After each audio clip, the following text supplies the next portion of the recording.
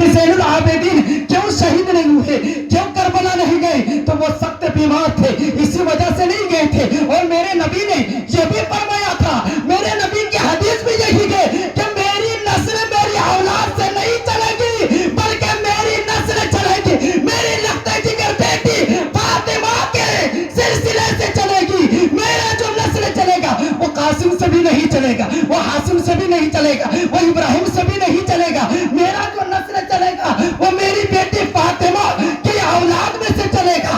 تو نبی کی بیٹی فاطمہ زہرا رضی اللہ تعالیٰ عنہ کے اولاد جو ہے وہ امام حسین ہے, اور ان کی اولاد جو ہے وہ زین العابدین ہے. عزیزان گرامی وقار, تو میں آپ بتاتا چلوں کہ وہاں پر امام حسین شہید ہو گئے. شہید ہونے کے بعد زینب کہتی ہے ایک رونے کی آواز آئی, ایک رونے کی آواز آئی. میں دوڑتی ہوئی گئی اور جانے کے بعد کیا دیکھتی ہوں, کیا دیکھتی ہوں کہ ہاتھ ادھر کٹا ہوا ہے, باجو ادھر کٹا ہوا ہے. پہچاننے میں نہیں آ رہا یہ کون ہے. آواز دے رہا ہے, آواز دینے والا دے رہا ہے اور کہہ رہا ہے کہ میں یہی ہوں اور میں کوئی ایرے غیر نہیں, میں علی اکبر ہوں, میں علی اکبر ہوں. یہ آواز دے رہا ہے. تو اس سے پتا چلا کہ شہید ہونے کے بعد بھی اللہ رب العزت کی طرف سے یہ طاقت ہے کہ وہ آواز دینے کی بھی قوت رکھتا ہے اور آواز سننے کی بھی قوت رکھتا ہے. عزیزان گرامی اوقات, اب امام حسین رضی اللہ تعالیٰ عنہ کا مرتبہ دیکھیں, ان کو شہید کیا گیا. اب اس کو سر مبارک کو رکھا کہاں, جس جگہ پر رکھا. یہ تو دیکھو امام حسین رضی اللہ تعالیٰ عنہ کو شہید کرنے کے بعد ان کے جو سر مبارک ہے وہ نیزے پہ رکھا, تلوار کے اوپر رکھا, اور سب سے بلند میں کہہ رہا ہے کہ دیکھو میں نے امام حسین کو قتل کر دیا ہوں, مگر میں تو یہ کہتا ہوں امام حسین ہمیں یہ آواز دے رہے ہیں دیکھو میرا سر تو کٹ چکا ہے مگر میرا سر دیکھو سب سے اوپر ہے, میرا سر کٹ چکا ہے مگر سب سے اوپر ہے. اور دیکھو یہ یزید کہتے ہیں میں جیت چکا ہوں, نہیں بلکہ اللہ کا قہر کہہ رہا ہے, یا اندھیرا کہہ رہا ہے, یا ہوا کہہ رہی ہے کہ امام حسین کل بھی زندہ تھے اور آج بھی زندہ گئے اور ہمیشہ زندہ رہیں گے.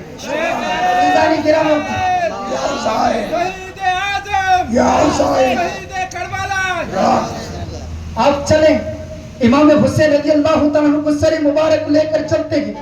چلتے چلتے راستے میں ایک گھر ملتا ہے, ایک گرجا گھر ملتا ہے, اور رہنے کے لیے اجازت طلب کرتا ہوا یزیدی لشکر, اور کہتا ہے کہ یزیدی لشکر کہتا ہے کہ ہمیں آج پناہ دے دو رہنے کے لیے.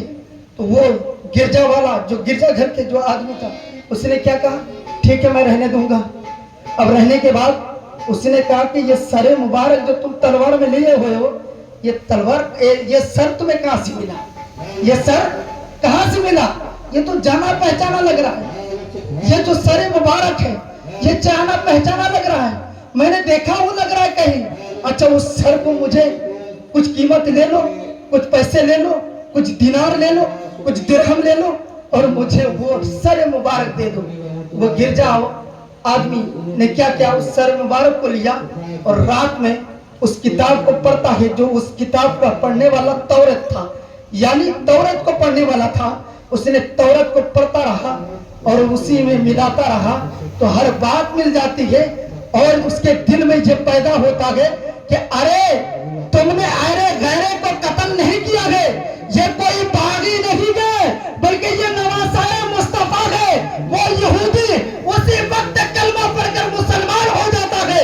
میں اس سے یہ پیغام دینا چاہتا ہوں کہ میرے امام حسین کو قتل کیا گیا ہے, سر کٹا گیا ہے, مگر اس کے باوجود بھی وہ قرآن پاک نہیں, تلاوت قرآن نہیں سنا رہا ہے, بلکہ اپنے سر سے یہ آواز دے کر اسلام کی تبلیغ کرتا ہوا نظر آتا ہے, وہ دین اسلام کو پھیلاتا ہوا نظر آتا ہے. عزیزان گرامی وقار, اب آگے چلیں.